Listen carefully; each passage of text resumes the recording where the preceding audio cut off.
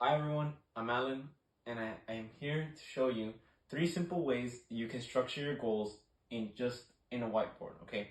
So, this is how you can structure them.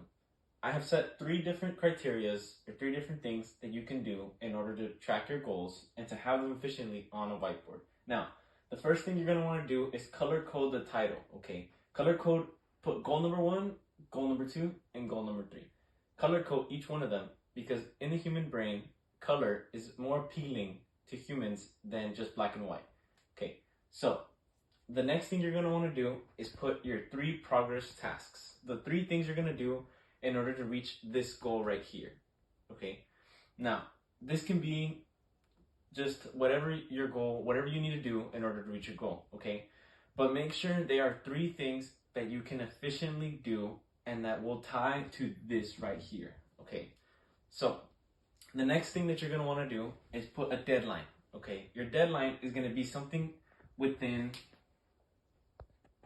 90 days. 90 days. So 90 days within whatever time frame you put. I just put some example dates right here.